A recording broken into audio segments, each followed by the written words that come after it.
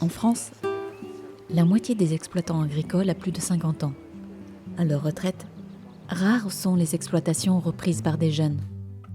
Elles vont le plus souvent agrandir des fermes existantes qui deviennent ainsi toujours plus grandes. Dans ce film, nous avons été à la rencontre de jeunes agriculteurs qui ont réussi à s'établir. Tous ont fait le choix d'une production locale et bio. La ferme collective du Ticot en Isère. Guillaume, paysan boulanger sur les monts du Lyonnais. Et Aude-Marie, maraîchère dans la Loire.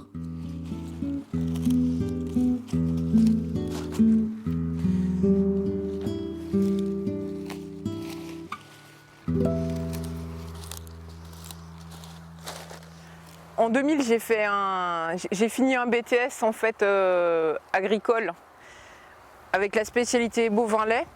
Et en fait, à l'issue de ce BTS, je voulais m'installer en apiculture, mais j'avais pas de foncier. Donc je me suis mis à rechercher du foncier tout en travaillant. Et puis quand j'ai fait le CFPP à Nyons, au cours de cette formation, j'ai travaillé chez un maraîcher. Et donc là, je me suis dit que c'était du maraîchage que j'aimerais faire.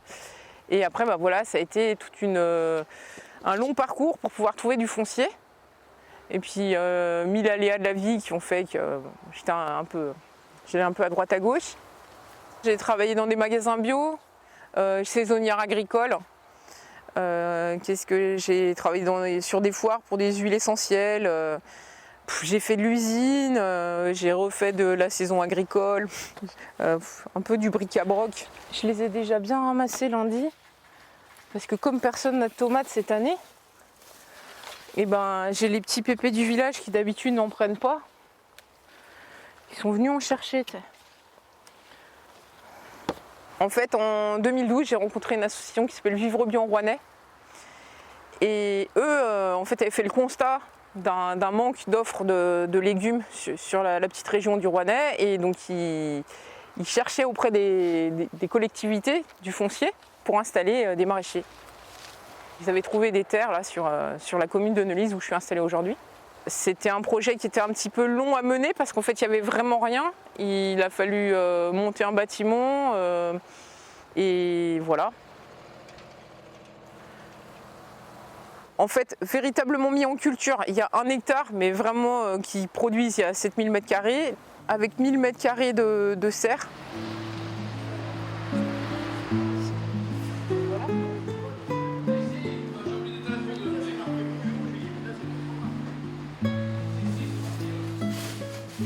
Nous, on est vraiment à une époque où on est vraiment reconnu, on est remercié, les gens recherchent du produit local. Tu sais, les retours des clients aussi, qu'on me dise merci de ce que je fais. Moi, il y a des trucs avant, j'étais femme de ménage, jamais on m'a dit merci d'avoir si bien passé le balai, quoi. Alors qu'il y a des moments où j'étais très fière de moi. Celles-ci, c'est les miennes. En ville, le magasin de producteurs que je sers, c'est une petite structure. Là, ce qui est bien, c'est qu'en fait, on est un collectif de producteurs. Donc c'est intéressant pour les gens de venir et faire un vrai petit marché. Pas que les gens aient à faire des kilomètres à travers la campagne pour avoir des bons produits. Il va y avoir la loi Ergalim qui impose 50% de produits locaux dans les cantines, dont 20% de produits bio. Donc pareil, on est démarché par des chefs de cuisine. Je suis obligée de dire non, en fait j'ai pas suffisamment de production. Et donc notre problématique, c'est si on s'engage sur des marchés, il faut qu'on soit régulier. C'est une super surprise, les fruits blancs. Fruits blancs et fruits verts aussi, c'est vraiment hyper sucré. Surprise de la nature. Ouais, pas d'acidité. Je suis installée depuis le 1er janvier 2017, on n'a pas eu une année normale. Tous les étés 2017, 2018, 2019 et 2020, c'était vraiment très très sec. Et je veux dire, j'aurais pas eu d'eau, et je n'aurais pas fait grand chose, quoi. Si j'ai pas l'eau de la Loire qui vient m'alimenter, je fais pas tourner ma ferme, quoi.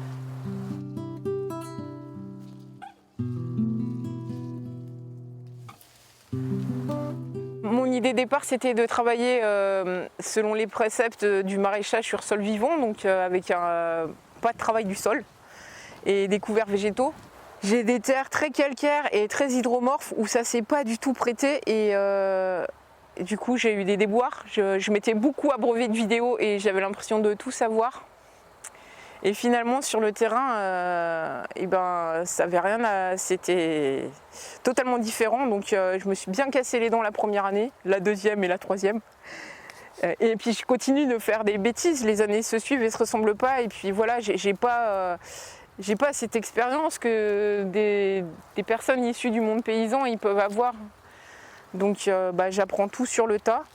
En fait, c'est ça qui est bien aussi, c'est que si tu veux, du coup nous on est vierge de tout précepte familiaux et donc tout est permis, mais du coup on a aussi l'impression que on va faire mieux quoi. Et j'allais réussir hyper facilement, j'allais jeter les graines et puis ça allait pousser dans mes 20 cm de paille. Ça m'a changé la vie de travailler mon sol. C'était plus simple de planter, du moins voilà, ça m'a simplifié les choses et puis je me suis rendu compte que les anciens et du moins ceux qui étaient déjà installés me disaient pas que des bêtises quoi. Il y a une façon traditionnelle de faire du maraîchage qui fonctionne, qui depuis des années les gens ils gagnent leur vie donc voilà, je revois vraiment ma copie.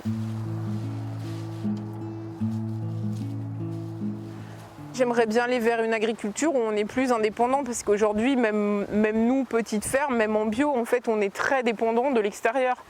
J'ai trouvé du fumier que l'année dernière, du fumier d'ovin. Sinon, j'achète du bouchon de fumier. Donc si, t'es obligé. Et puis c'est vrai que nous, on pompe, hein, tu vois, on a des annuels, donc on a beaucoup d'exportations. Les légumes d'une année sur l'autre, on appauvrit nos sols, quoi. On demande beaucoup, hein, on en demande beaucoup.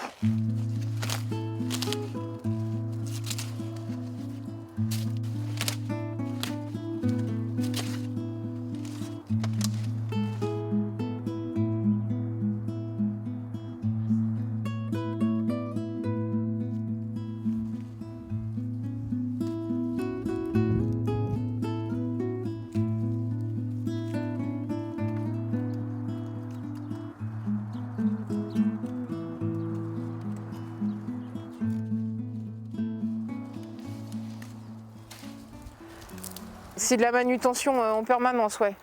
Tu portes énormément, donc c'est le dos. Tu vois, par exemple, j'ai jamais eu de lumbago. Ma deuxième année, j'ai eu un lumbago. C'est pareil, on fait tout dans la précipitation. Toi, moi, en étant tout seul, pareil, c'est tout dans la précipitation. Donc les gestes ergonomiques, ouais, il va falloir travailler mieux si je veux pouvoir faire ma carrière en maraîchage, quoi. Si moi, je veux pouvoir durer, il faut que je m'économise. Le maraîche, c'est quand même assez ingrat parce que c'est physiquement très sollicitant et je pense pas très rémunérateur. Je me tire pas de revenus. Je pense que des collègues qui sont installés à peu près en même temps que moi, eux, ils commencent à se tirer un petit revenu, voire d'autres, ils ont très bien fonctionné. Si j'avais habité sur place, aujourd'hui, j'aurais un petit quelque chose. Je pense même pas un SMIC. Hein. J'aurais jamais des 1000 et des 100, mais j'ai un confort de vie quand même assez bien. Mais je me sens pas privée pour le moment.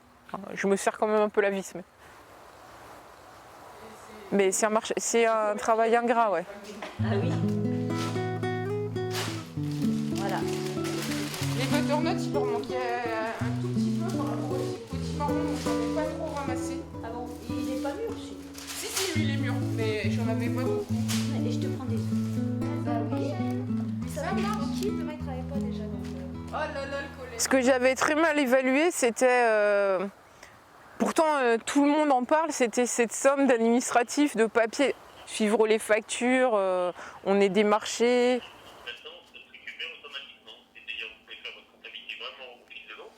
Génial. Il y a plein de choses, on pense qu'à la production, à la commercialisation, mais moi, des fois, je suis submergée par ma compta. Et puis, il faut être sur tous les fronts. Pareil, on est démarché aussi par des jeunes, par des personnes qui veulent s'installer. On est sollicité par les écoles. Moi, je pense que pour l'instant, je ne sais pas trop dire non. Du coup, mon schéma familial aussi, le fait que moi, j'ai 2 enfants et tout, qui fait que ma famille me demande beaucoup de temps. Donc, mes enfants sont petits. Ma priorité, ça reste mes enfants. Il y a des choses, c'est pas monnayable et je trouve que ouais, j'ai l'impression d'avoir un planning bien chargé. Ouais. Et de pas justement pouvoir être effectivement débordé sans arrêt, quoi. Débordé, dépassé même, je dirais.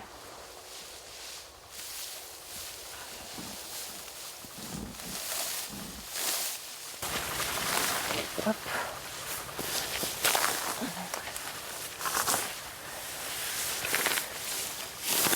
Le problème d'être seul en maraîche, en fait, du coup il suffit que je rate un chantier à un moment, je me fais déborder par l'herbe et après, et ben vaille qui vaille, ça fait... Et là encore, je m'en suis pas trop mal sortie, parce que tu vois là-dessous en fait, il y a quand même des oignons. Alors c'est pas du gros calibre, hein. Mais il y en a quand même, donc la nature fait bien les choses. Et voilà. Ouais, si tu veux bien faire les choses en maraîchage, il faut que tu sois présent, il faut être là. Et puis il y a des saisons, il ne faut pas les rater, quoi. Et du coup, moi, voilà, j'ai pu avoir raté des printemps ou même après des désherbages de plein été, des choses comme ça. Ouais, si, il y a des moments de découragement. Perdre des, tu vois, me faire tout enherber sur une culture où je me suis donné du mal, où j'avais déjà désherbé, des choses comme ça. Et tu vois, des moments où t'es fatigué, puis tu te laisses emporter, faire ah là là, et ben, tu rates. Tu peux pas être partout, quoi.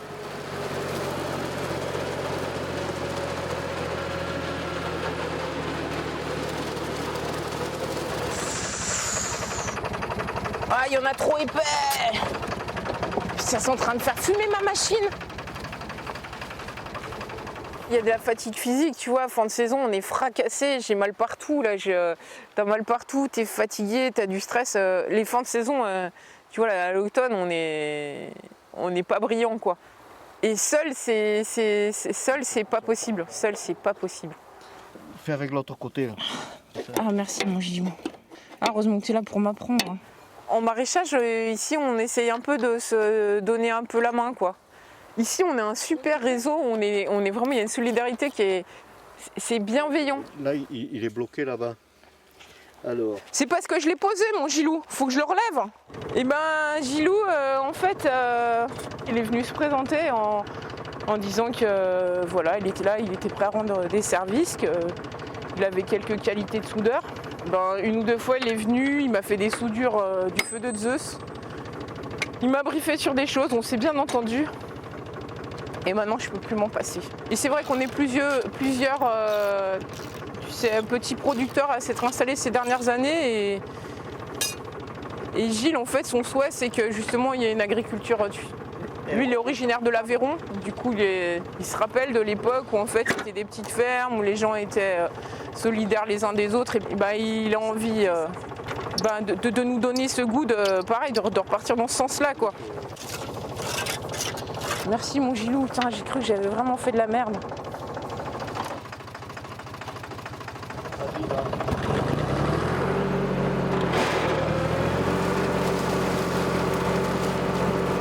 Mon Gilou, t'es au top! Tu viens manger avec nous à midi alors, du coup, Gilou? Ouais, ben je vais ramener des œufs.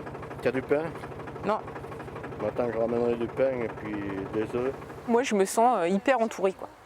Il y a plein d'amis qui passent, cette ferme, c'était vraiment, tu sais, tu vois, j'avais vraiment remarqué que je voulais que ce soit un endroit de partage et c'est exactement ce qui se passe. C'est vraiment un endroit où les gens viennent, tu vois, les potes, ils ont bossé à midi, ils viennent manger là. Bah, tu sais, on va se filer la main pour plein de trucs, quoi. Camille, toi, t'es parfaite! Je sais. Ça, c'est pas mal. Mon pauvre Marcus, tu veux pas faire du profit avec nous? On gaspille pas. Non, mais l'ennui, c'est qu'on va pas couvrir grand. Hein. Oui, c'est pas commun. Moi, on a la chance ici d'avoir ça, ouais. Et tu vois, on est nombreux. J'ai l'impression que c'est vraiment, tu vois, dans l'air du temps qu'on va vers cet élan-là, qu'on veut refaire du collectif, même si peut-être c'est pas tout simple. Mais je trouve que l'énergie qu'il y a en ce moment autour de nous, elle est bien, quoi. Du coup, il y a une effervescence, on a plein d'idées, on a envie de faire des trucs.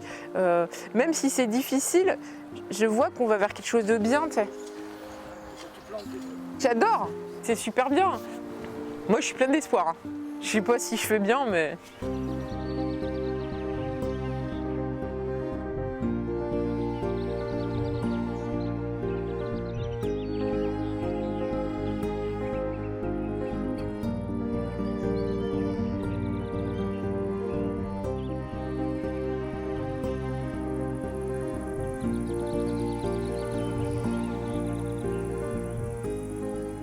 Je suis installé comme paysan boulanger là, dans les monts du Lyonnais. La moisson, c'est toujours un moment un peu particulier.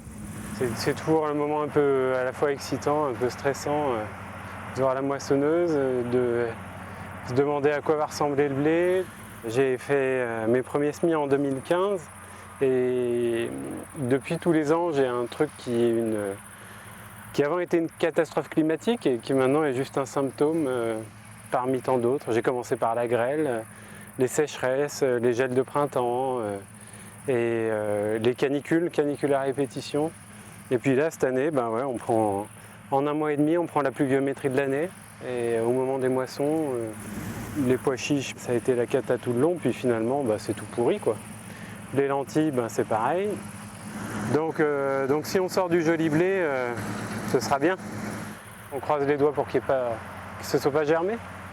Parce que si on a du blé germé, c'est l'enfer pour faire le pain derrière.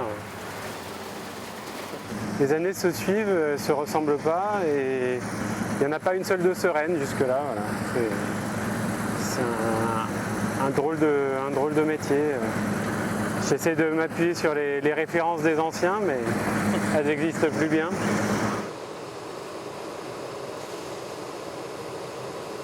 On a eu très peu de créneaux avec 3 jours de sec. Heureusement, on a aussi ces engins qui sont capables d'abattre des chantiers à toute vitesse. Donc on a pu moissonner du blé entre les gouttes. On n'aurait jamais pu le faire en traction animale, de sortir autant de volume. Je pense qu'il y a une centaine d'années, une année comme ça, c'est une année de disette. On n'aurait eu rien à bouffer. Le grain est bien sec. C'est un peu sale parce qu'il y a forcément beaucoup d'herbe qui est montée dedans avec toute la pluie. Mais ça va bien strier, ça, c'est pas un problème. La base, c'est vraiment de cultiver du blé pour le pain. Donc moi, je travaille un mélange de blé qui sont issus de semences paysannes, des semences de blé ancien. J'en mets tous les ans entre 5 et 7 hectares de ce blé-là, avec un objectif de rendement à 35 à 40 quintaux. J'ai pas d'intrants industriels, sans parler d'intrants chimiques. Hein. Ce qui arrive comme intrant, c'est du fumier. Et après, non, c'est la rotation. Je mets pas que de la céréale tous les ans, ça ne peut pas marcher, pas dans mon système, pas en bio. Donc il faut de la légumineuse, il faut une crucifère de temps en temps. Et puis il faut repasser par la prairie aussi régulièrement. Les variétés anciennes, là, c'est assez étonnant, tout ce mélange de variétés qui en fait va faire le même rendement que l'année dernière en pleine canicule. C'est assez résilient, c'est assez rassurant à voir. Il doit y avoir 6 tonnes là.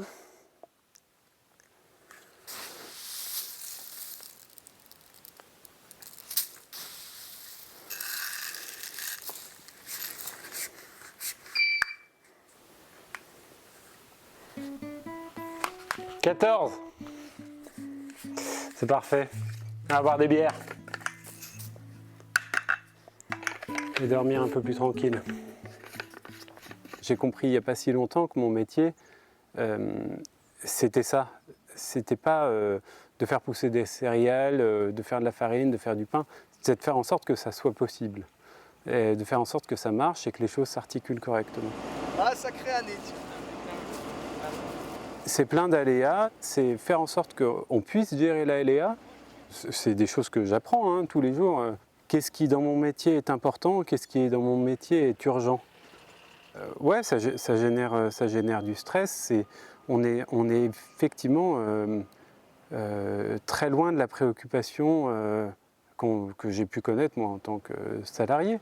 C'est beaucoup d'incertitudes. Si je ne sors pas de blé, ben, en fait, économiquement, ça va être très compliqué. Si j'ai pas de blé, j'ai pas de pain. Quand on passe au triage et au stockage, quand ça sort du trieur et que ça monte dans le silo, ouais, c'est un moment que j'aime bien. C'est un peu comme quand on sort le pain du four.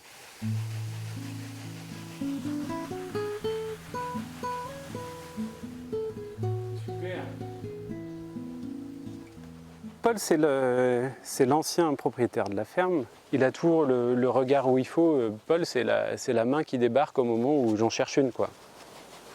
Donc Paul et Marie-Claude, on s'est rencontrés, je crois, 2 ans et demi avant de signer effectivement la vente de la ferme.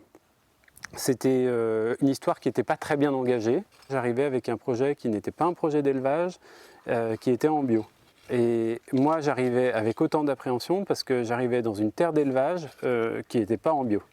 On a eu des discussions qui étaient franches parce que je crois qu'au départ, ni l'un ni l'autre, on y a trop cru. Ben, disons que j'allais bientôt arriver à la retraite et puis on voulait faire reprendre notre exploitation parce que dans le hameau, il y avait 7 fermes. Et elles avaient toutes disparu, il n'en restait plus qu'une. Alors on voulait faire reprendre l'exploitation. On a 4 enfants, non. Ils n'étaient pas intéressés, les études les ont passionnés, donc ils ont pris d'autres voies. Et on n'a pas du tout voulu les forcer à prendre la ferme, parce qu'il ne faut pas que ce soit une contrainte. Il faut que ce soit vraiment, à l'heure actuelle, il faut que ce soit une passion, un vrai choix. Et on voulait absolument transmettre notre ferme. On ne voulait pas qu'elle disparaisse et on ne voulait pas qu'elle aille à l'agrandissement parce que c'était une exploitation qui disparaissait. Les candidats n'étaient pas des paysans. Ah non, non, du tout. Non, c'était hors cadre agricole. On en a eu quand même 13. Donc, Et puis Guillaume, qui est paysan boulanger. C'est lui qui est venu le premier. C'est lui qui est venu le premier. Qui est revenu à un certain nombre de reprises. Oui. Et ça a beaucoup effrayé Paul quand il nous a dit qu'il voulait faire de la culture biologique. Oui. Et quand on a parlé bio avec Guillaume, ce qui nous a affolé un peu, enfin ce qui a affolé surtout Paul, c'est chardon, rumex et les ronces. Comment il allait pouvoir, sans traitement quoi, bien sûr. Quel rendement il peut sortir? C'est ce qui me faisait un peu peur. Et il est travailleur, quoi. Parce oui. C'est ça qu'on a senti aussi, que c'était quelqu'un qui en voulait.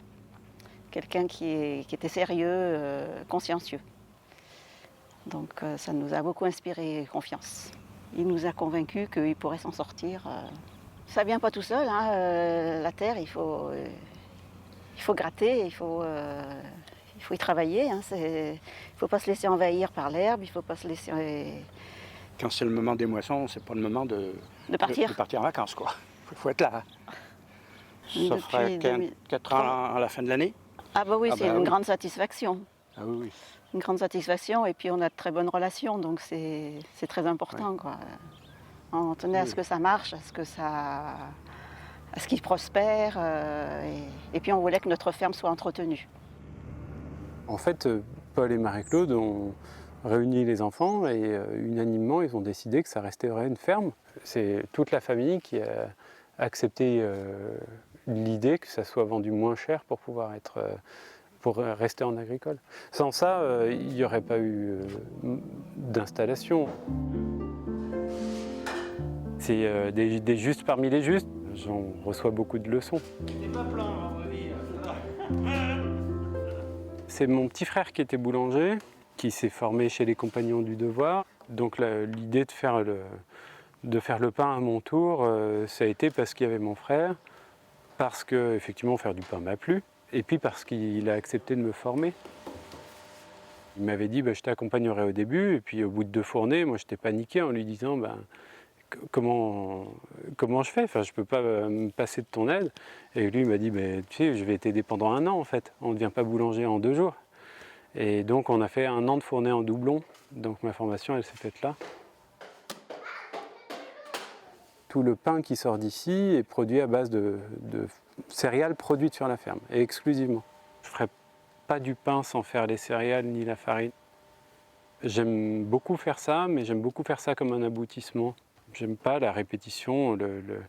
Là, j'ai la chance d'avoir un métier où ça change beaucoup, tout le temps. J'utilise pas de levure, j'utilise que du levain naturel.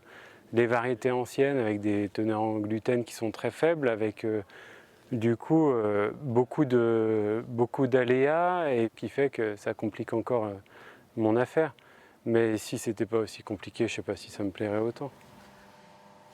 J'aime beaucoup travailler le pain en me rappelant de la manière dont on poussait les céréales. Mon plaisir, il est vraiment là.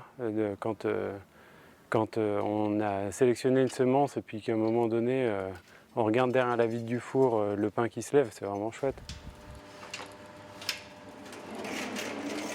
Et puis après, la construction de mon fournil, ça a été un long travail de déconstruction des différents dogmes et croyances que j'avais pu cumuler, notamment sur la question du four. Parce que j'avais en tête de travailler absolument au four à bois. Donc j'ai passé 4 ans à chercher le four à bois parfait avant de me rendre compte que dans mon système, écologiquement, ça ne marchait pas. Je ne suis pas producteur de bois. Donc petit à petit, j'ai déconstruit mes a priori et avant de me tourner vers le four électrique. Ce four-là, il a la particularité qui est en fait très classique dans un four de boulangerie, d'avoir des étages complètement indépendants. Ce qui veut dire que mon bilan énergétique est directement lié à la quantité de pain produite. J'aurais pas la cuisson exceptionnelle de temps en temps. Par contre, j'aurai une très grande régularité qui permettra d'avoir un pain bien cuit à cœur, qui soit donc plus digeste, etc. Je crois que j'ai du plaisir à faire ça. Disons que les moments où j'ai l'impression de travailler sont rares. Ils arrivent quand la contrainte de temps fait que je ne suis pas disponible pour la famille, je ne suis pas disponible pour les amis.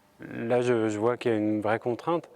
Le reste du temps, j'ai plaisir à avoir le fruit de mon travail, à avoir une valeur ajoutée avec une visibilité directe. Ouais. C'est très gratifiant comme boulot. Il y a évidemment une part de rêve quand on installe un projet, le premier, c'est que ça puisse marcher, qu'on puisse avoir un truc qui tient la route et en vivre. Si je rentre des sous suffisamment pour pouvoir entretenir le matériel, manger et payer les factures, si je rentre des sous, je vais pouvoir faire plein de choses différentes. Je vais pouvoir expérimenter plein de trucs. Si j'ai un système qui est bancal parce que j'ai refusé un investissement ou que je me suis enfermé dans un dogme ou une croyance, il n'y a plus rien qui marche. Donc voilà, on continue par contre à chercher des solutions pour améliorer la pratique.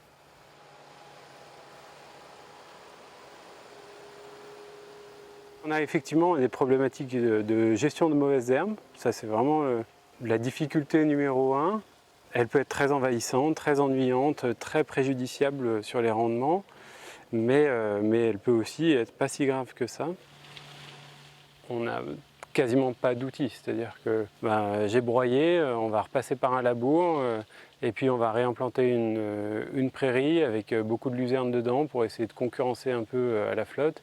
Et puis on va entretenir par la fauche et le broyage le plus régulièrement possible. Mais si je veux être efficace, il faut que je la laisse quelques années, cette prairie-là. Ça veut dire que c'est une parcelle qui d'office va sortir de mon capital céréal. Et ça c'est un vrai problème. Ouais. On ne fait pas tout en 2 jours. C'est des parcelles que je viens de reprendre, qui ont été converties il y a peu de temps. Il y a forcément un temps de conversion. C'est pour ça que le besoin d'être soutenu financièrement dans une conversion bio, il est indispensable. Parce qu'en fait, si on ne l'a pas, on ne peut pas imaginer convertir des terrains. L'agriculture tout court, si elle n'est pas accompagnée, elle crève. Là, pour moi, c'est assez clair. On a donc un changement climatique qui pèse très lourd sur l'économie des fermes. Si on n'a pas un accompagnement politique fort, on ne fera rien. Donc des fermes à reprendre, il y en a plein. Mais si ce n'est pas accompagné par la collectivité de manière forte, ça va être très compliqué.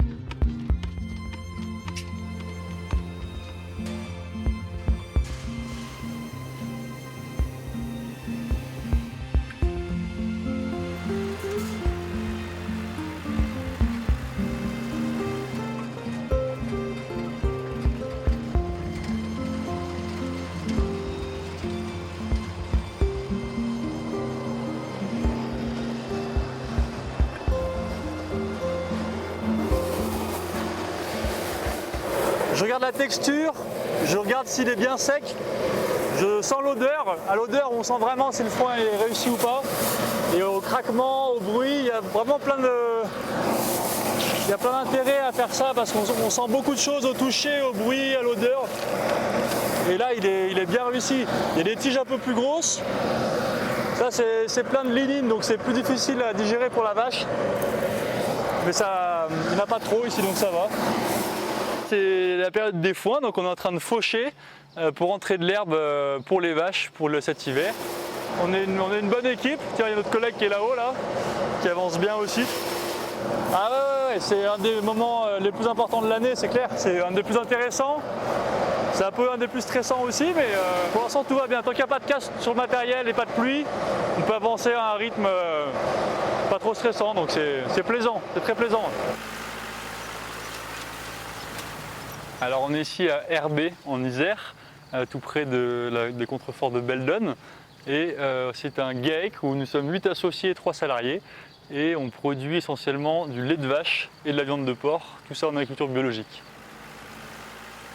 Ce qui est un peu original chez nous, c'est qu'on a donc 11 personnes qui travaillent sur la ferme et on a 120 hectares de surface, on dit de SAU. C'est beaucoup de surface, mais c'est très peu rapporté par personne. En général, on entend souvent des agriculteurs qui ont chacun 200-300 hectares. Et pareil pour le nombre de vaches, vivre à 11 personnes sur 50 vaches, c'est assez rare. Alors c'est des vaches montbéliardes, les marrons et blanches, et on en a entre 40 et 50 qui font du lait tous les jours.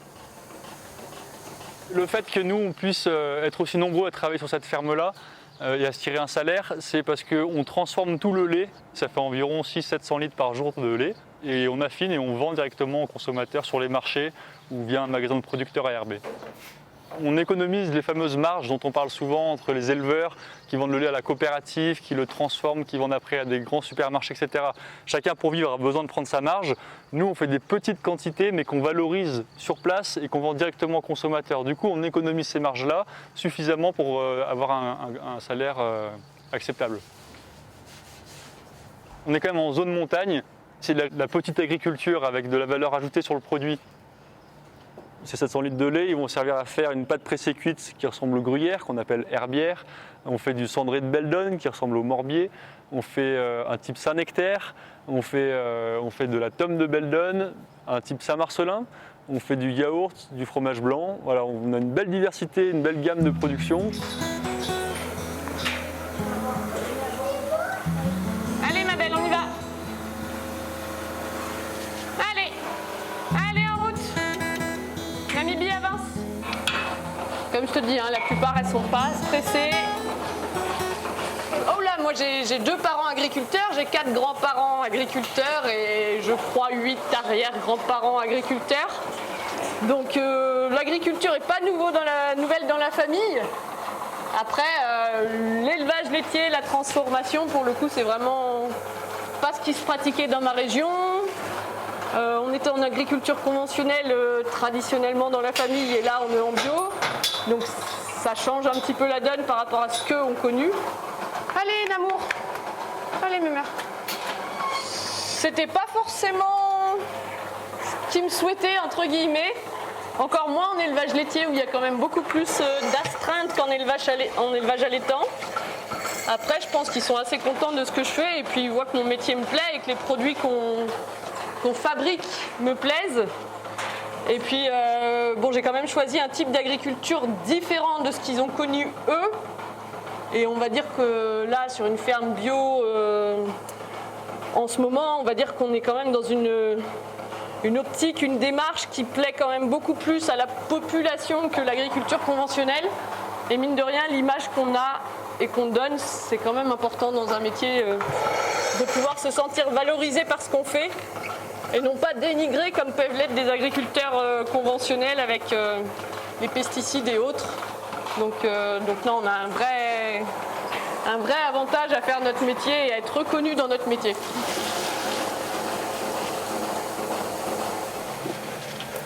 Bien petite. Vivre à 11 avec un troupeau de 45 vaches, c'est effectivement pas du tout la norme en France, où en temps normal c'est une personne pour 45 ou 50 vaches. Et c'est ça qui impressionne le plus quand on vient du milieu conventionnel, oui. Alors ça devrait pas être étonnant, ça devrait être normal d'avoir des vacances et de se rapprocher le plus possible de la vie de tout le monde, on va dire.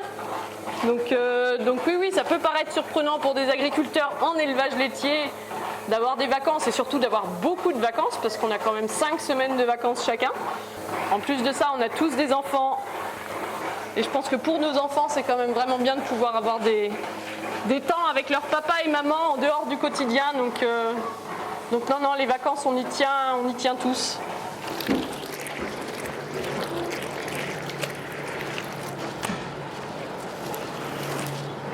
Et voilà. Je voulais travailler dans l'agriculture, mais je voulais pas avoir ces contraintes de travailler 365 jours par an.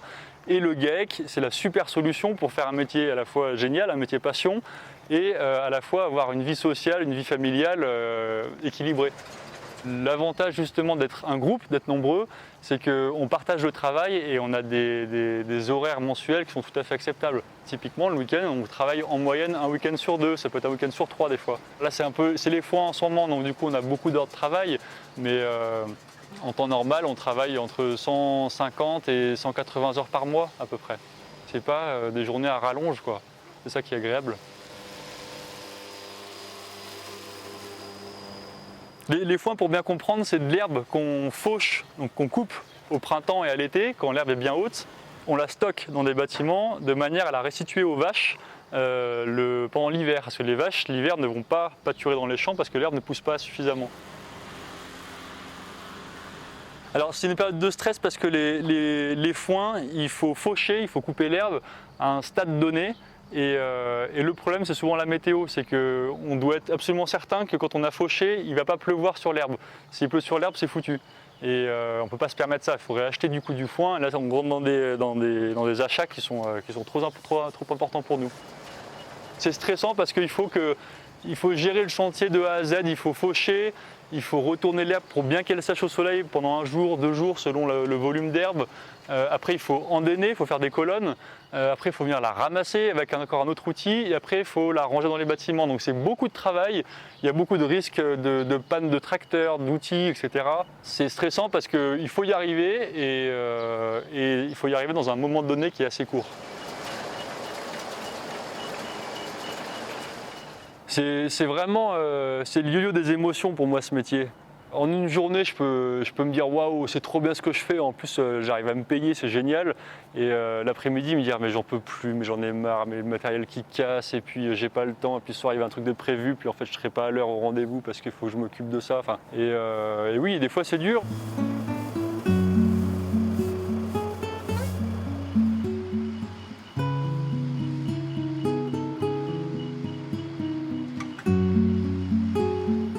Ce qui me fait le plus plaisir dans ce métier, c'est de travailler avec du sens. C'est que tout ce qu'on fait, ça a un sens. Produire de la nourriture, c'est essentiel à la vie. Pour moi, c'est aussi important que l'éducation et la santé. C'est vraiment des choses, on n'a pas le choix, quoi. On est obligé de se nourrir. Moi, mon but, c'est que dans sa globalité, l'agriculture puisse se développer pour que ça puisse nourrir les hommes et qu'on prenne soin de l'environnement.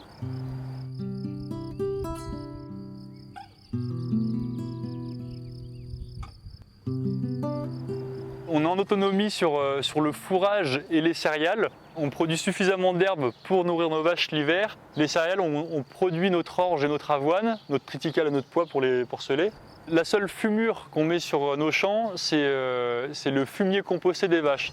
Les céréales. Le petit lait, qui est normalement un polluant si on le rejette dans les canalisations. Le petit lait qui était donc un déchet, on en fait une valeur ajoutée pour nourrir nos cochons.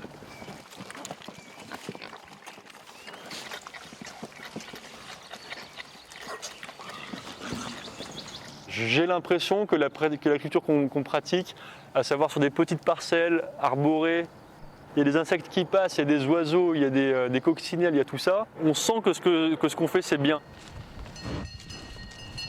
C'est en observant et en écoutant et en réfléchissant qu'on réalise un pacte avec la nature et qui fait que ça marche. Que ce soit pour les cultures ou pour les animaux, de voir comment ça fonctionne, comment on peut prendre soin d'un animal pour qu'il produise bien du lait sans être stressé, que là ça marche. Derrière. Au bout. Au bout.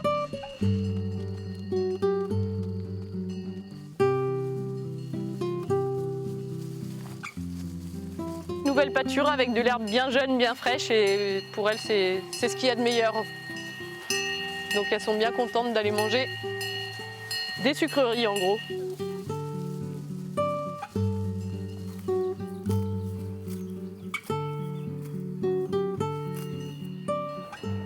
Le changement climatique, moi ce qui m'inquiète c'est clairement le manque d'eau pour ici.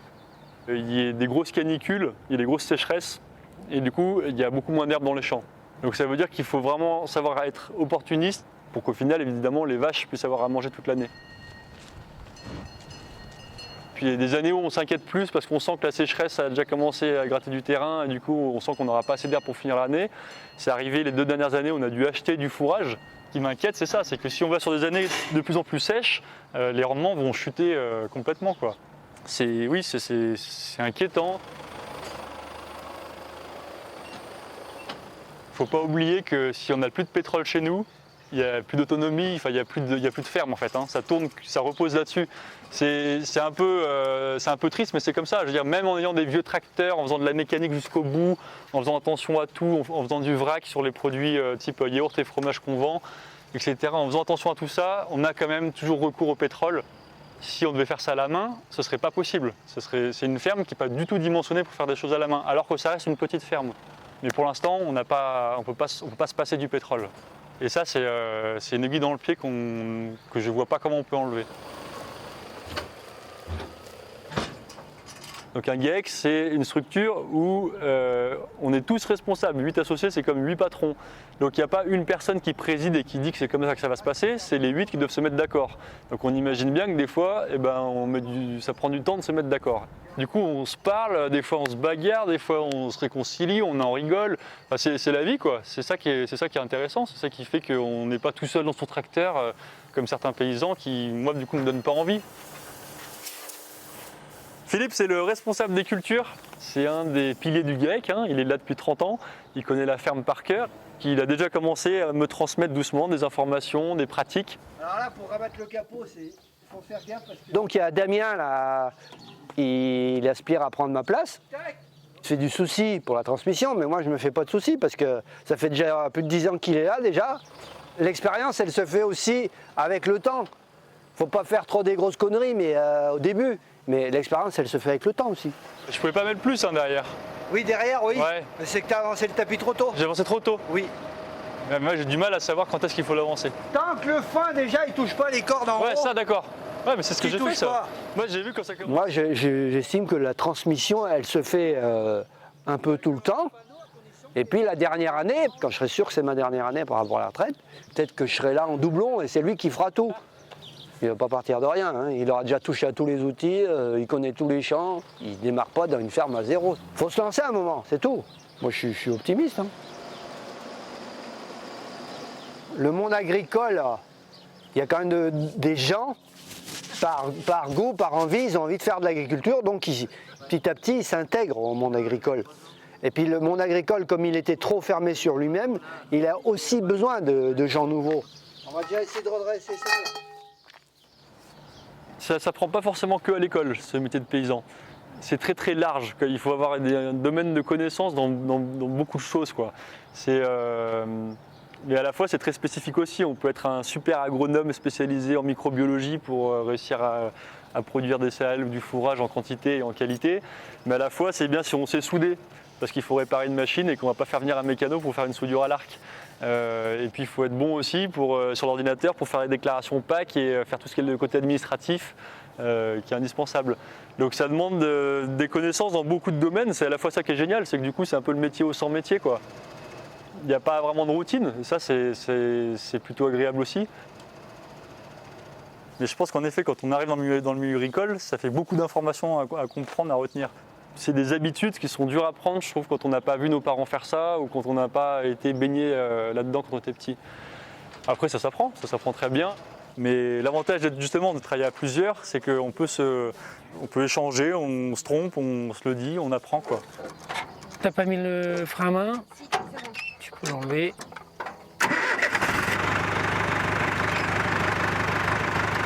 Prépare une vitesse déjà. Monte ton régime, et bah tu peux avancer.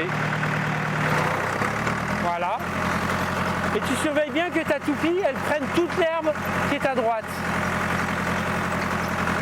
Tu peux être un peu plus large, ça nous l'étale mieux. Tu vois, regarde, il y a une petite trace là, il y a des petits jours, c'est la pirouette qui t'en enlève en fait. Ça te donne un repère de temps en temps. Tu peux encore élargir si tu veux. Alors en fonction du soleil, tu vois moins bien des fois là où tu es déjà passé ou pas. Non, c'est pas évident. Tourne, tourne, tourne, tourne, tourne, tourne. Viens jusqu'au bout du virage. Il y avait un peu tout à regarder, tout à toucher tout le temps. C'est pas simple. C'est un tout d'être agriculteur et surtout en tant qu'éleveur. Et j'aimerais bien m'installer plus tard et le foin c'est la partie clé un peu de l'élevage. Si t'as pas de foin, t'as pas de lait derrière. Hein. Et c'est une partie très stressante que j'ai du mal un peu à imaginer le faire un jour toute seule.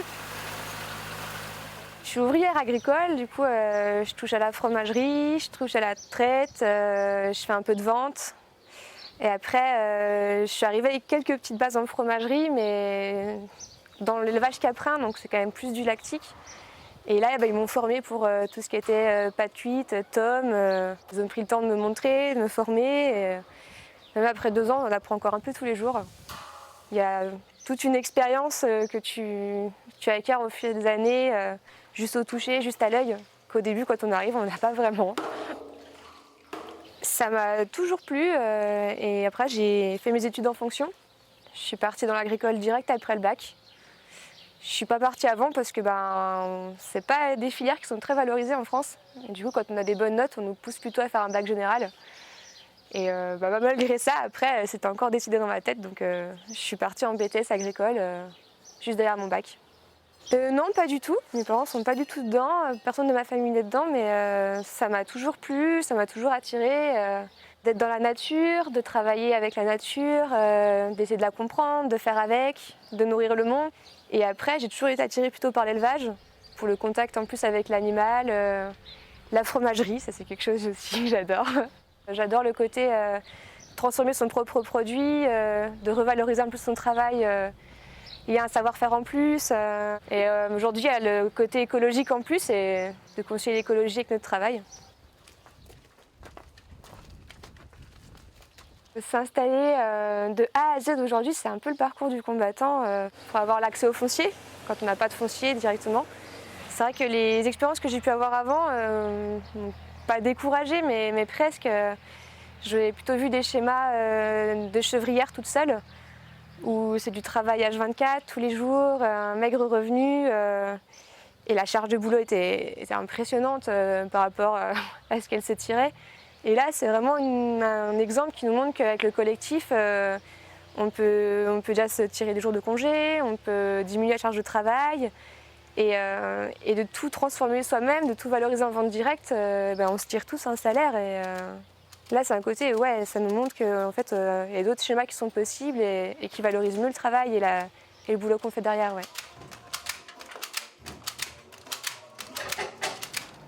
Alors moi, j'ai voulu m'installer quand j'étais déjà au lycée agricole et en études supérieures agricoles.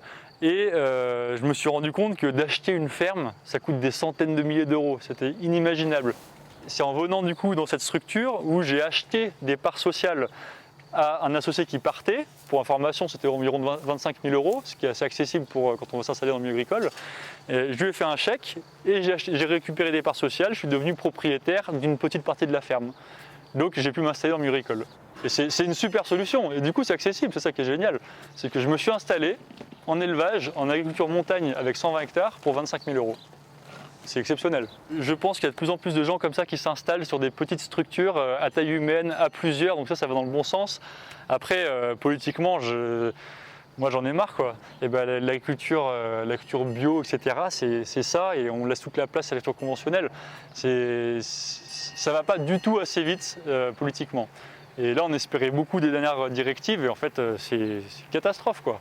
Donc il ne faut pas compter sur la politique pour faire changer les choses, en tout cas pas pour l'instant.